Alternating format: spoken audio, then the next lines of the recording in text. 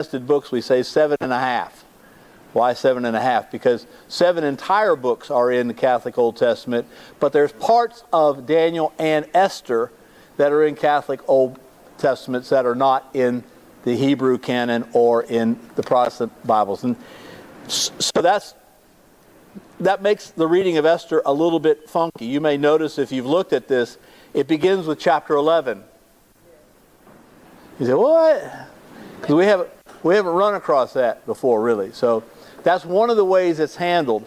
When St. Jerome translated the Esther into the Latin, he first took the Hebrew version of it, translated that into Latin, and then the Greek editions that were available, he translated it, and he put that as kind of an appendix, chapter 10 through 16 more or less, at the end of what he'd already translated. So in some translations, like the one we're looking at here today, they take those 10 through 16 and they put them in the appropriate place in the story. That's why we see chapter 11 written in italics to show us that this is part of the Greek verbiage, a Greek account. And then it'll go to 1, 2, and then other books will stick in there. In my Bible, another modern translation, they simply put it where it made logical sense, but they didn't carry forward the numbers. So I don't see, like in my Bible, and I'm looking at the New Jerusalem Bible, in your Bible I don't know what it says, but it may not have all the crazy chapters all mixed up. All right? Clear as mud, right? Yeah. I'm saying that just don't let that be a distraction. There is a logical and historical reason for the craziness that appears to us, all right? Esther is probably more historically accurate. It is more historically accurate than we could say Judith or Tobit was. We can place the events, we can place the people, a lot of the places in known history. It's also more recent than those were as well. At least the two parts, the Greek and the Hebrew, were written at different times. The Hebrew a little bit older than the Greek editions. But it's all,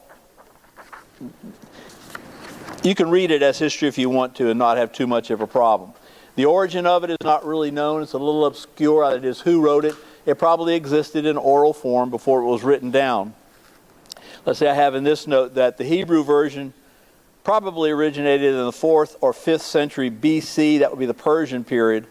Whereas the Greek version comes from the Hellenistic period or the Greek period, which makes sense, in the 1st or 2nd century BC. In other words, the authors then knew more of the story and they added to it.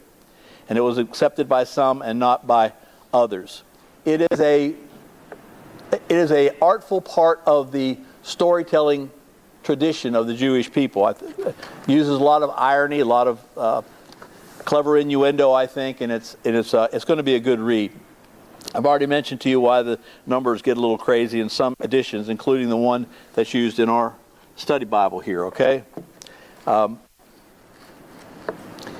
characters in it, we don't know Mordecai and Esther from historical record, but the king, Ahasuerus or Xerxes I, we know very well.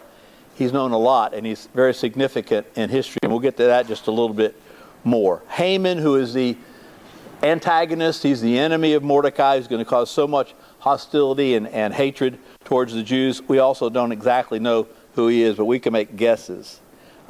It's a story about a great massacre of the Jewish people that was going to happen, those that were still in exile in Persia, modern-day Iran. They were still there, and they were a minority, much oppressed, relatively powerless, and anti-Semitism was rampant. And so this is a story about how God, providence, intervened and saved them in a time, at the last moment, in a time where it was going to be an ancient Holocaust, really, that had been prescribed and planned. And that's the message of the story, of how God has provided for his people, the Old Covenant people of God and the New Covenant people of God as well, how God watches and does provide, and that he will rise up people, very unlikely people, like we saw in Judith, for instance. And Esther is going to remind you a lot of her. The New Testament never makes a direct quote of the book of Esther. There's a lot of allusions, if you use your imagination especially. I know as the centuries went by, a lot of Christian theologians and writers began to see in this a story and an allusion to the Christian church being persecuted. Right? So, and that Mordecai sort of represents Jesus, Satan, or the enemies of the church, represented by Xerxes and especially Haman. And they also see typological connections of Esther with the Blessed Mother. Some say the church in general. Others say the Blessed Mother. You'll see lines and things that will seem familiar in the New Testament. When we get to it, Xerxes is going to offer Esther half of his kingdom because she pleased him so much, right?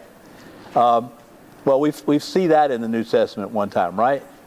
We're going to see the king wanting his wife to dance for his dinner guests. That reminds us also of Herod the Tetrarch, right, and all that stuff. So we kind of see some parallels there, but they're not all that direct or super clear.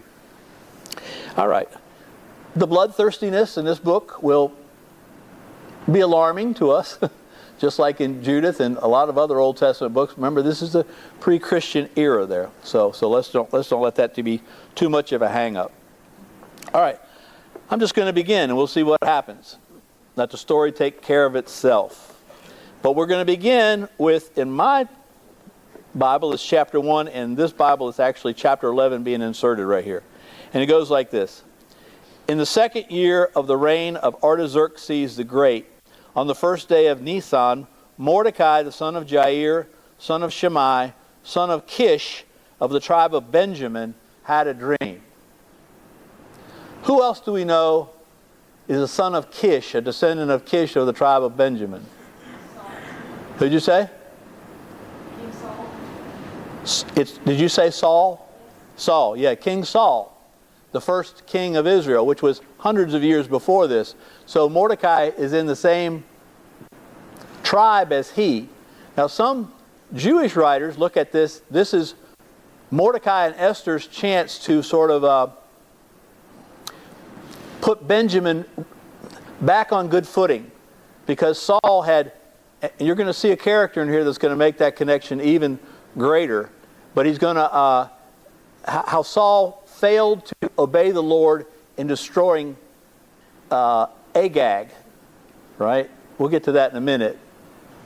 And therefore the kingship was taken away from him. And you know that story, I hope. If you've been watching the House of David, then you know this, right? House of David on TV lately.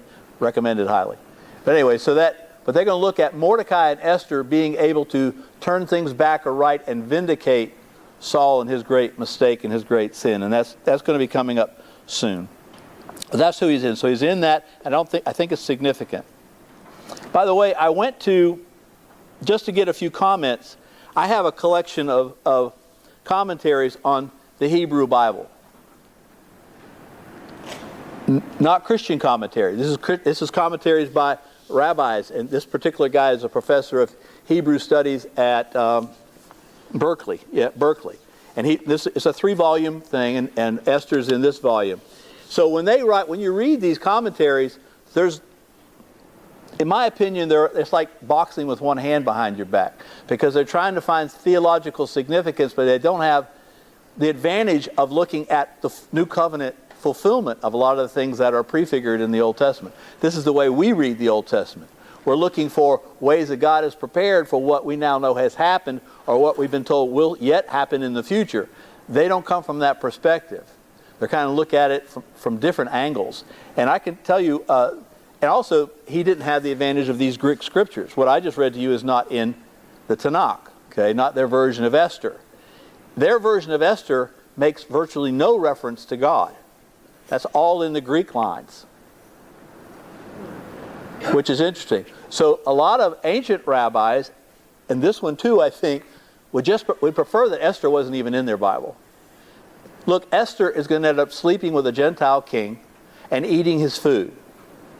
And it doesn't specifically refer to God as being their Savior, even though they pray and it's implied. The other thing, and he says outright in here, there is a feast day, I think it's in March, called the Feast of Purim. And it's like Mardi Gras. And a lot of Jews still celebrate it. There's a lot of partying, right? It is supposedly celebrating the deliverance of the Jews in the Persian Empire. They're celebrating what we read about, we're going to read about in Esther, that they established this feast to commemorate that. He says that that feast existed before Esther was written. And that he says he thinks Esther was written just to give them a reason to have that feast because they liked it. So, I mean, he says it out loud. So he doesn't really like this book. And I read it and I thought that was interesting to get his take on it. All right, here we go. Son of Kish. He was a Jew dwelling in the city of Susa, which was the winter capital of Persia, modern-day Iran. And he was a great man serving in the court of the king. So he was a Jew, had been taken captive, seen to have a lot of talent, intellect, and the king raised him to a position of prominence. We've seen this happen before, haven't we? So we're already thinking about at least a couple of people. Name one or two. Huh? Daniel. Daniel is one for sure. Joseph is another, right? They're recognized for their talent, and the Gentile king raises them to be part of their court and given great authority. Well, here's another. All right. Mordecai, a great man serving in the king of the court. He was one of the captives whom Nebuchadnezzar, king of Babylon, had brought from Jerusalem with Jeconiah, king of Judea. This was his dream. Now, this dream is going to set up the whole story. The drama is contained right here. And it's a grace that he has this dream before the events happen, because I don't know how much he understood of how this would play out, but at least he had this in the back of his mind. He said, behold, noise and confusion, thunders and earthquake, tumult upon the earth. And behold, two great dragons came forward, both ready to fight, and they roared terribly. And at their roaring, every nation prepared for war, to fight against the nation of the righteous. And behold, a day of darkness and gloom, tribulation and distress, affliction and great tumult upon the earth. And the whole righteous nation was troubled. They feared the evils that threatened them, and were ready to perish. Then they cried to God. Remember, this is part of the Greek edition. They mentions God specifically. They cried to God, and from their cry, as though from a tiny spring, there came a great river with abundant water. That's a poetic beauty right there, I think. From a tiny spring there came a great river with abundant water. Light came, and the sun rose, and the lowly were exalted, and they consumed those held in honor. Mordecai saw in this dream what God had determined to do, and after he awoke, he had it on his mind, and sat all day to understand it in every detail. Chapter 12. Now Mordecai took his rest in the courtyard with Gabbatha and Thara, the two eunuchs who will have different names later in the story. I don't know why. Gabbatha and Thara, the two eunuchs of the king who kept watch in the courtyard. What's a eunuch? It's a castrated man. And they specifically were made that way because they were in charge of the harem. For obvious reasons. Right. All right. He overheard their conversation and inquired into their purposes, and learned that they were preparing to lay hands upon Artaxerxes, the king, otherwise named as Ahasuerus in other places in this book. And he informed the king concerning them. Then the king examined the two eunuchs, and when they confessed, they were led to execution. The king made a permanent record of these things, and Mordecai wrote an account of them. And the king ordered Mordecai to serve in the court, and rewarded him for these things. But Haman, here he is, the son of Hammedatha, here he's identified as a Bergeuin, and we don't know what a Bergeuin yet, but he's going to be identified another way soon.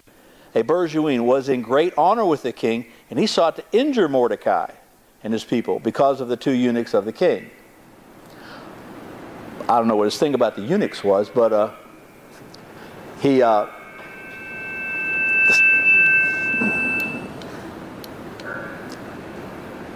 Yeah, Jack, turn that down just a little bit. Thank you. It's going to do that thing again. Yeah. So He's obviously very jealous of Mordecai, at least, because he had high rank. Now Mordecai is being raised high in the king's court, and he's jealous. He doesn't like it, and he sought to injure Mordecai. That's actually going to be elevated to a murderous hatred before long. Still a little high.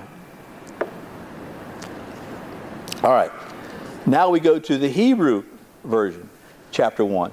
In the days of Ahasuerus, the Ahasuerus who reigned from India to Ethiopia, Persia, over 127 provinces, in those days when King Ahasuerus sat on his royal throne in Susa, the capital, in the 3rd year of his reign, he gave a banquet for all his princes and servants, the army chiefs of Persia and Media, and the noble. Now, Persia and Media at one time were kind of rivals, but Persia pretty much just swallowed up Media, so they're all together now. Persia and Media and the nobles and governors of the provinces being before him, while he showed the riches of his royal glory and the splendor and pomp of his majesty for many days, 180 days. And when these days were completed, the king gave for all the people present in Susa the capital, both great and small, a banquet lasting for 7 days. We know from history the Persians did this kind of stuff. They like big, lavish, long-lasting banquets and festivals. And this is one of them. When these days were completed, the king gave for all the people present in Susa, the capital, both great and small, a banquet lasting for 7 days in the court of the garden of the king's palace. There were white cotton curtains and blue hangings caught up with cords of fine linen and purple to silver rings and marble pillars, and also couches of gold and silver on a mosaic pavement of porphyry, marble, mother of pearl, and precious stones. Drinks were served in golden goblets of different kinds, and the royal wine was lavished according to the bounty of the king. And drinking was according to the law. No one was compelled. You could drink as much or as little as you wanted. For the king had given orders to all the officials of his palace to do as every man desired. Queen Vashti, his wife, also gave a banquet to the women in the palace, which belonged to King Ahasuerus. On the 7th day, when the heart of the king was merry with wine, he commanded Mehuman, Biztha, Habonah, Bigtha, and Abagtha, Zethar, and Carcass, the 7 eunuchs who served King Ahasuerus as chamberlains, to bring Queen Vashti before the king with her royal crown, in order to show the people and the princes her beauty, for she was fair to behold. His trophy wife. But Queen Vashti refused to come and be shown off to his drunken friends. You go, girl, right? But Queen Vashti refused to come at the king's command, conveyed by the eunuchs. At this the king was enraged, and his anger burned within him. This is going to be an important part of the story, because Queen Vashti is about to be removed, and the king is going to look to replace her. All right. Then the king said to the wise men who knew the times, for this was the king's procedure toward all who were versed in law and judgment, the men next to him being Karshena, now the lawyers, Shethar, Admatha, Tarshish, Meres, Marsena, and Memucan, the 7 princes of Persia and Media, who saw the king's face and sat first in the kingdom. Let me tell you this while I'm thinking about it. This Ahasuerus, King Xerxes, he is the one who, it said he conquered everything from, what did it say, India to Ethiopia. The big problem, the big jewel out there, though, is he wanted Greece. And if you know ancient history, the Greco-Persian Wars were very, very significant. There's a book written, I read, one of the best books I've written in recent years. It's called 7 Tipping Points That Saved the World by Chris and Ted Stewart. And this battle fought between the Persians and the Greek is one of them. The Persians were invading Greece from the land. They had to go through Macedonia, right? And then they also had this massive navy, and they were invading the same way. Well, the Greeks were not organized. They were just a bunch of city-states who often fought against each other. So it took them a little while to try to assemble a force to fight them and defend themselves. The Spartans from Sparta, the disciplined warriors, worked out all the time, good looking. But they went and they met the Persian army at a little pass in Macedonia in northern Greece, and were able to hold them off. They eventually were betrayed. Someone showed the Persians a way to get around them through the hills, and they were massacred. But they held them off long enough for the rest of Greece to try to get organized. And also, the little navy, the little Greek navy, tricked the great Persian navy into going into a little bay where they were kind of cornered and they couldn't maneuver adequately, and they pretty much wiped them out. So Persia was never able to take Greece. And as you know, a few centuries later, Greece, under Alexander the Great, conquered Persia. Right? So, read the book, 7 Tipping Points That Saved the World. I highly recommend it. Chris and Ted Stewart. All right, so there I am. I'm back to you now.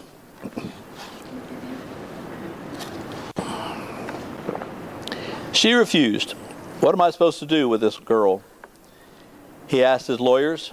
Then Memucan said in presence of the king and the princes, not only to the king has Queen Vashti done wrong, but also to all the princes and all the peoples who are in all the provinces of King Ahasuerus. For this deed of the queen will be made known to all women, causing them to look with contempt upon their husbands, since they will say, King Ahasuerus commanded Queen Vashti to be brought before him, and she did not come. We can't have that. If this gets back to my wife, very practical thinking. This very day, the ladies of Persia and Media who have heard of the queen's behavior will be telling it to all the king's princes, and there will be contempt and wrath in plenty. If it please the king, let a royal order go forth from him, and let it be written among the laws of the Persians and the Medes, so that it may not be altered, that Vashti is to come no more before King Ahasuerus, and let the king give her royal position to another who is better than she. So when the decree made by the king is proclaimed throughout all his kingdom, vast as it is, all women will give honor to their husbands, right and low. How you guys feel about that? No.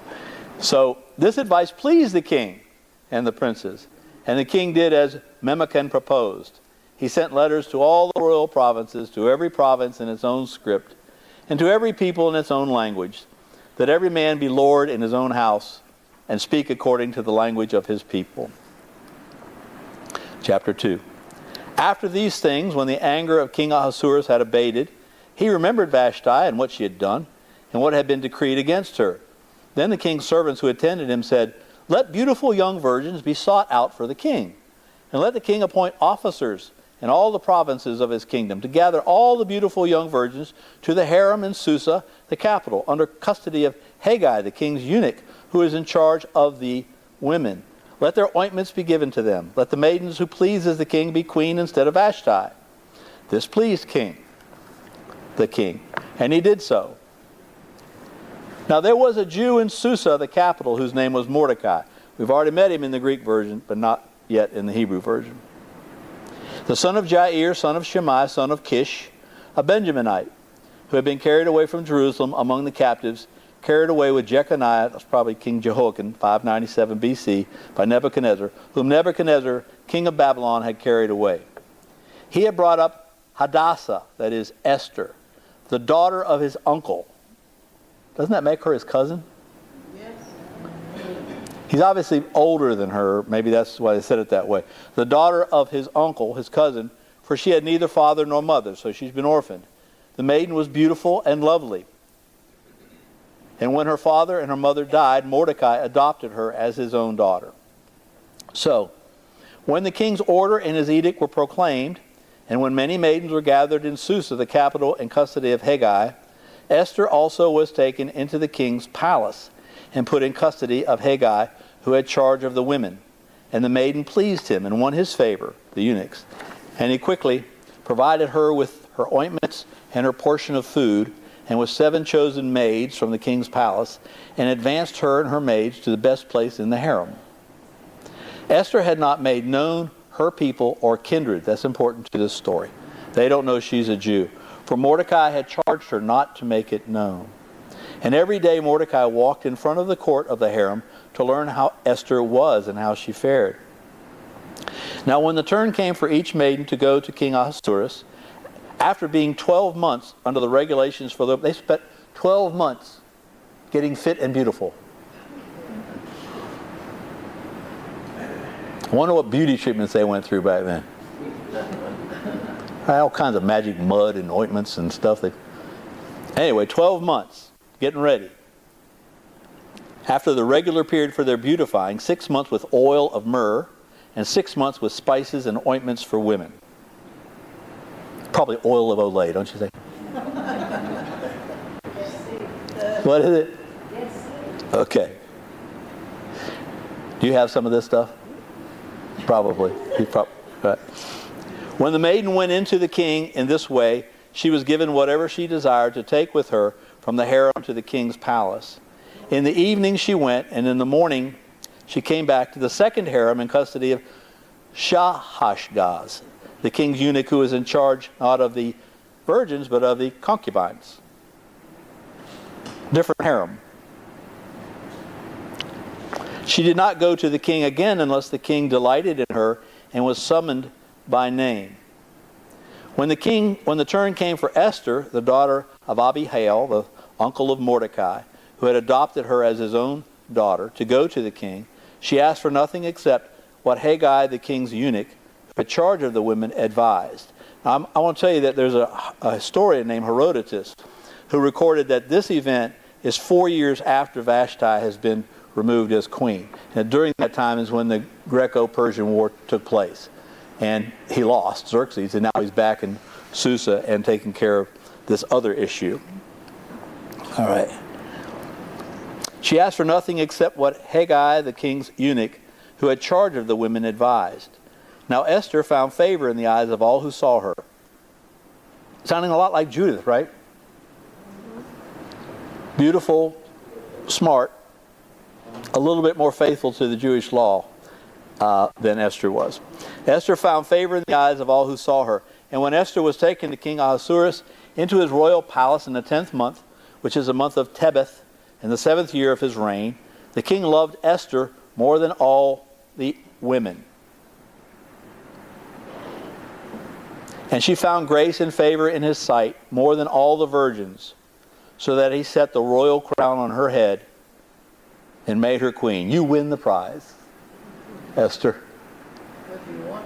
Whether you want to or not. I'm going to make you queen, and as they put it, because I love you more than the others. I'll leave the rest up to you.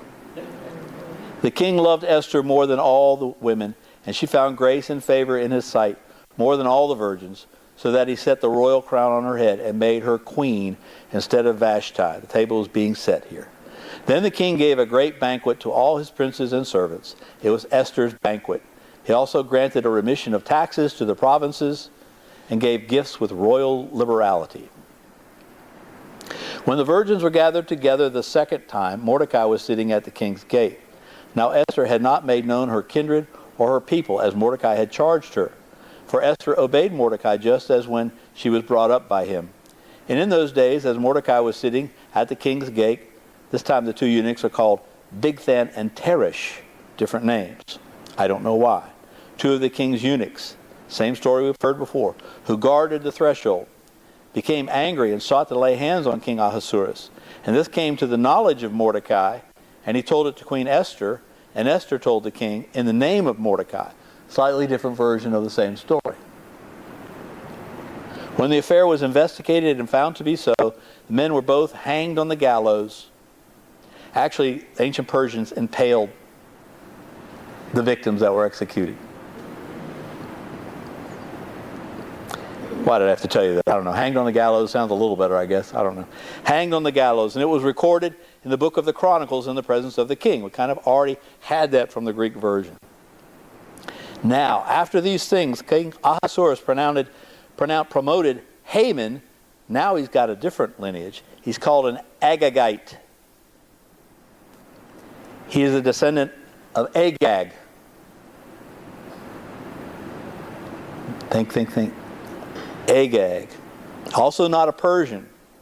He's one of the people also captured by Nebuchadnezzar. A foreigner, but he's come to some rank. When the Israelites were coming through the desert, they encountered one nation that fought them more than any others, and that was the Amalekites. The Amalekites. Because of that, God swore that one day the Amalekites will be punished. He told Saul to do that. He said, Saul, I want you to go to war against the Amalekites. I want you to wipe them all out. Take no prisoners. Don't take any booty or loot or herds or anything. And kill the king, who is Agag. This man is a descendant of Agag. Saul killed a lot of people, but he brought all the treasure back, and he also captured and did not kill Agag. Samuel told him, because you disobeyed God, the kingship is going to be taken from you and given to another. So that's hundreds of years before this now that happened. All right? Just make the connection. How it's playing out over time. All right. A descendant, I'll tell you, Haman is going to be killed because of the action of Mordecai. Mordecai, a descendant of Saul, is going to kill Haman, the descendant of Agag. It's going to be made right finally. God's directive is going to be fulfilled through these descendants of the two. Haman the Agagite, the son of Hammedatha, and advanced him and set his seat above all the princes who were with him. He's the prime minister. And all the king's servants who were at the king's gate bowed down and did obeisance to Haman, for the king had so commanded concerning him. But Mordecai did not bow down or do obeisance. Maybe this is why he didn't like Mordecai so much. Then the king's servants who were at the king's gate said to Mordecai, why do you transgress the king's command? And when they spoke to him day after day, he would not listen to them.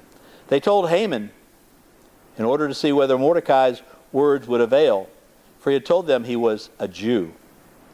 And when Haman saw that Mordecai did not bow down or do obeisance to him, Haman was filled with fury. We weren't given the reason for his fury in the first rendition. Now we know. But he disdained to lay hands on Mordecai alone.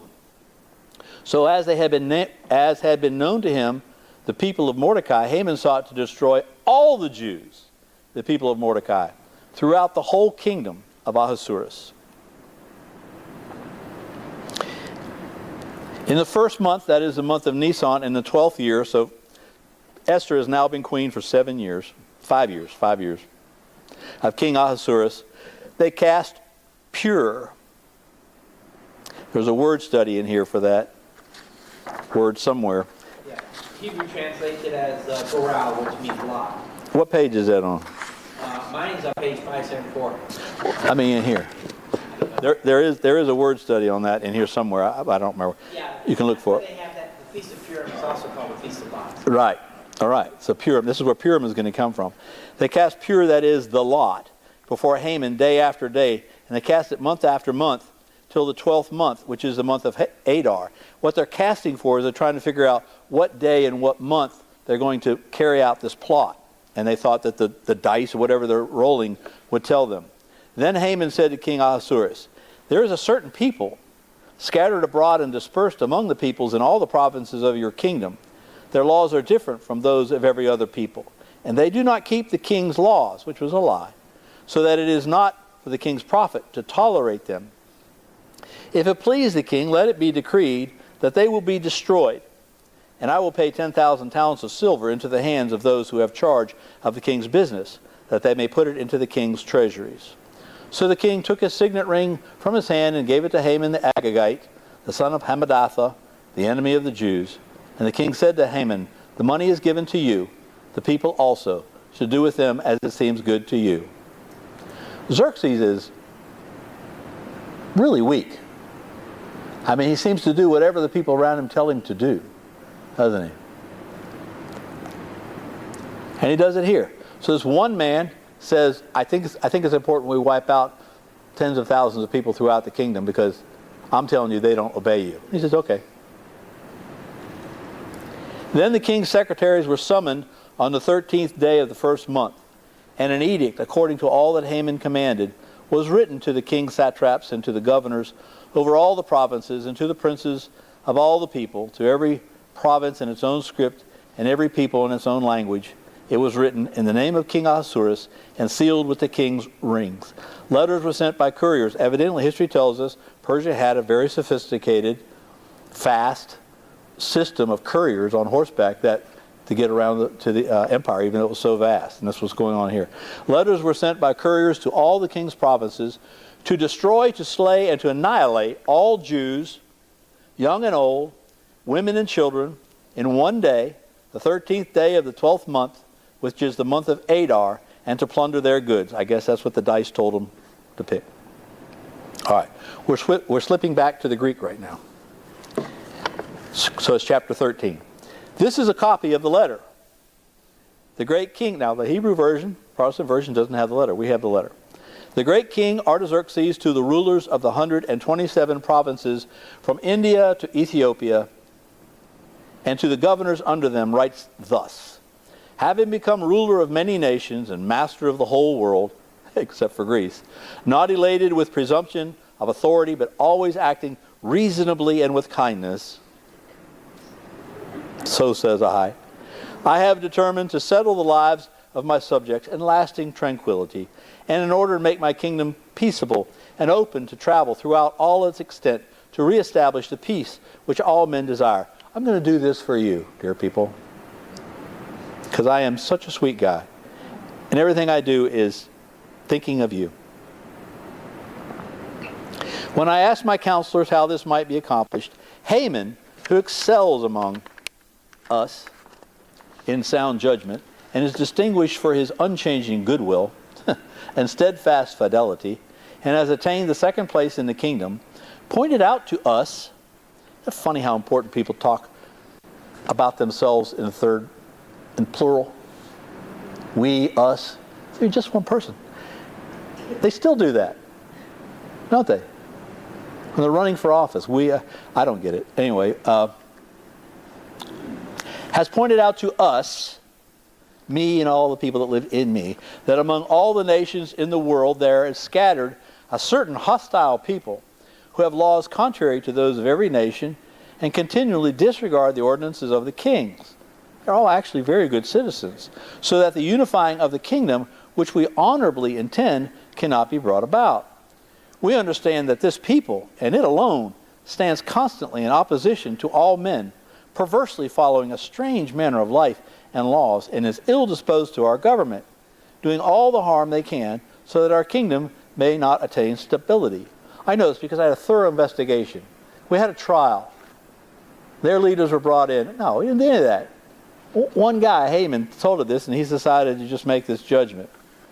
Therefore, we have decreed that those indicated to you in the letters of Haman, who is in charge of affairs and is our second father, shall all, with their wives and children, be utterly destroyed by the sword of their enemies, without pity or mercy, on the 14th day of the 12th month, Adar, of this present year, so that those who have long been and are now hostile may in one day go down in violence to Hades, and leave our government completely secure and untroubled hereafter.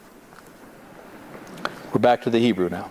A copy of the document was to be issued as a decree in every province by proclamation to all the peoples to be ready for that day. The couriers went in haste by order of the king, and the decree was issued in Susa, the capital, and the king and Haman sat down to drink. But the city of Susa was perplexed. The people said, these Jews aren't a problem.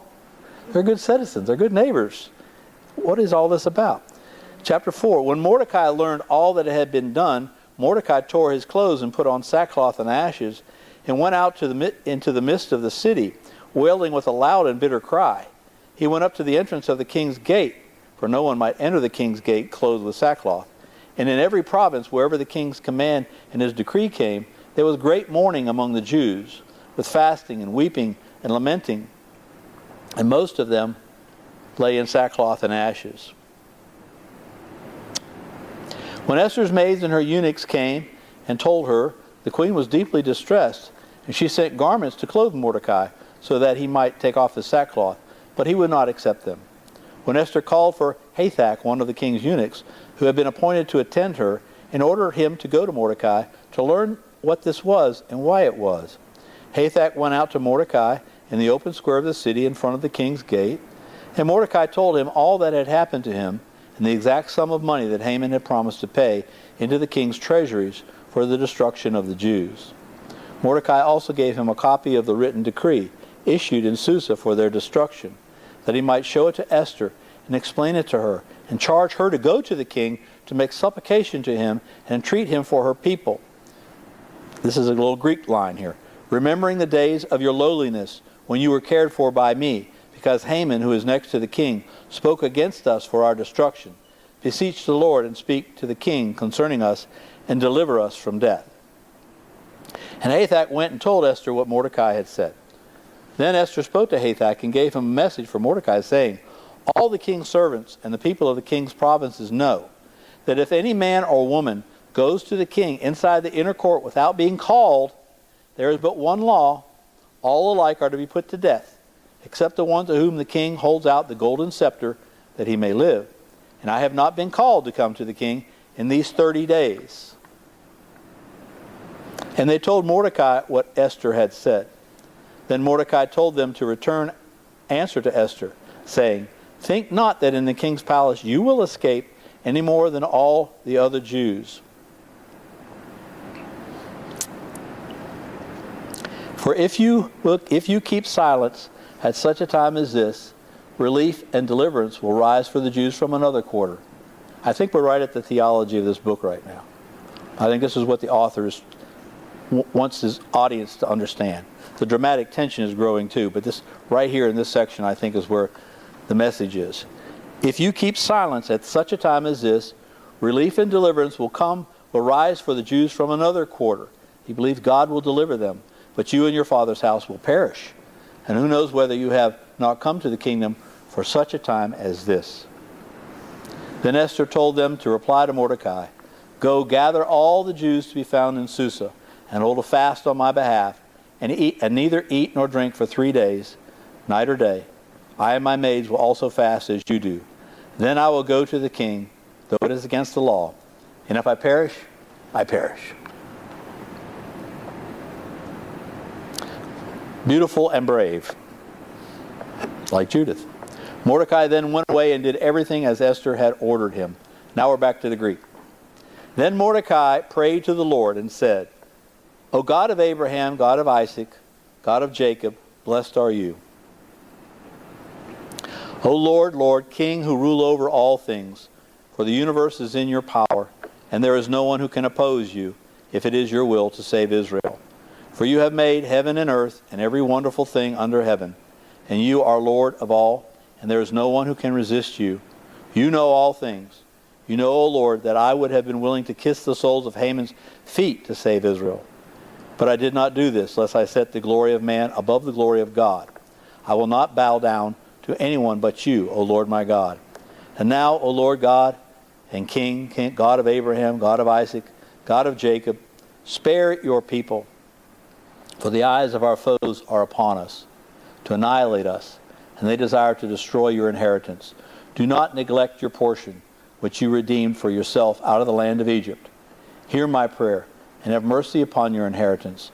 Turn our mourning into feasting, that we may live and sing praise to your name, O Lord. Do not destroy the mouth of those who praise you. And all Israel cried out mightily, for their death was before their eyes. I have, in our commentary down here at the bottom of this page that I'm reading them, there's a couple of significant quotes. One is a comment on this from St. Afrahat. He had a writing called Demonstrations, and he writes about, he's also called Afrafat the Persian sage. He wrote in the 3rd and 4th century A.D. He wrote 23 treatises on early theology. Very interesting. He wrote, the prayer of Mordecai, who appeals to God as the King of the universe and the Redeemer of Israel. His hope for salvation rests on the Lord's all-powerful will, his all-knowing intellect, and his deliverance of Israel in the past. Mordecai was persecuted by wicked Haman, just as Jesus was persecuted by the rebellious people. By his prayer, Mordecai rescued his people from the power of Haman. By his prayer, Jesus rescued his people from the power of Satan. Mordecai clothed himself with sackcloth and saved Esther and his people from the sword. while Jesus clothed himself with a body and saved the church and her children from death. Thought that was pretty good. Also, St. Clement of Alexandria, he had a lot of writings in the 2nd and 3rd centuries in philosophy and ethics too. He writes this comment: the prayer of Esther. I haven't gotten to that yet. Hang on, let me read quick. Prayer of Esther. Chapter 14. And Esther the queen, seized with deathly anxiety, fled to the Lord, and took off her splendid apparel, and put on the garments of distress and mourning. And instead of costly perfumes, she covered her head with ashes and dung. And she utterly humbled her body, and every part that she loved to adorn, she covered with her tangled hair. And she lay on the earth together with all her maidservants, from morning until evening, and said, God of Abraham, God of Isaac, God of Jacob, blessed are you. Help me, who am alone and have no helper but you, for my danger is in my hand. Ever since I was born, I have heard in the tribe of my family that you, O Lord, took Israel out of all the nations, and our fathers were among all their ancestors, for an everlasting inheritance, and that you did for them all that you promised. And now we have sinned before you, and you have given us into the hands of our enemies, because we glorified their gods. You are righteous, O Lord, and now they are not satisfied that we are in bitter slavery. They have covenanted with their idols to abolish what your mouth has ordained, and destroy your inheritance, to stop the mouths of those who praise you, and to quench your altar and the glory of your house, to open the mouths of the nations for the praise of vain idols, and to magnify forever a mortal king. O Lord, do not surrender your scepter to what has no being. Do not let them mock at our downfall, but turn their plan against themselves, and make an example of the man who began this against us. I have heard from the books of my ancestors that you liberate all those who are pleasing to you, O Lord, until the very end. And now assist me, who am all alone, and have no one but you, O Lord my God. Come to my aid, for I am an orphan. Remember, O Lord, make yourself known in this time of our affliction, and give me courage, O King of the gods and Master of all dominion. Put eloquent speech in my mouth before the lion, and turn his heart to hate the man who is fighting against us, so that there may be an end of him and those who agree with him. But save us from the hand of our enemies. Turn our mourning into gladness, and our affliction into well-being. You have knowledge of all things, and you know that I hate the splendor of the wicked, and abhor the bed of the uncircumcised, and of any alien. You know my necessity, that I abhor the sign of my proud position, which is upon my head, and on the days when I appear in public I abhor it like a menstrual rag, and I do not wear it on the days when I am at leisure. And your servant has not eaten at Haman's table, and I have not honored the king's feast, or drunk the wine of the libations. Your servant has had no joy since the day that I was brought here until now, except in you, O Lord, God of Abraham, O God whose might is over all. Hear the voice of the despairing, and save us from the hands of evildoers, and save me from my favor. I think if the Greek prayers were there, where she says, I have not eaten from the table or drunk the wine, I think my author here would have a better opinion of the book. Remember, he didn't have access to any of those prayers, where they're praying to God, they're relying totally on God, and they're trying to remain as faithful as they can. It's a shame he doesn't have that. All right, I wanted to comment, St. Clement of Alexandria. The prayer of Esther, mirroring the prayer of Mordecai, her hope for divine deliverance is based on the knowledge and the power of God, as well as his saving actions in the past. For herself, she asked for the grace of persuasive speech and the courage to overcome fear. Esther's prayer shows many similarities to that of Daniel and Judith. Esther delivered Israel from the power of the king and the cruelty of his vizier. She alone, afflicted with fasting, held back 10,000 hands, her faith canceling the tyrant's decree. The king she appeased, Haman she restrained, and Israel she preserved by her perfect prayer to God. I was getting ahead of the story a little bit. I think we're going to end there. That will be in this book, chapter 15, which is actually just still chapter 5. We'll move on from there. Comments? I'm glad there's a blessing of throats today. All right, let's end with a prayer. In the name of the Father, and the Son, and the Holy Spirit. Bless us, Lord, on this day. We celebrate you most of all, but we also remember and thank you for Bishop and Martyr St. Blaise. We ask you, Father, to just help us all. Use the gift of our voices to praise you, proclaim you truthfully to the people around us, and to never be afraid of speaking up for you, no matter what situation we're in. In Jesus' holy name, amen. Father, Son, Holy Spirit. Amen.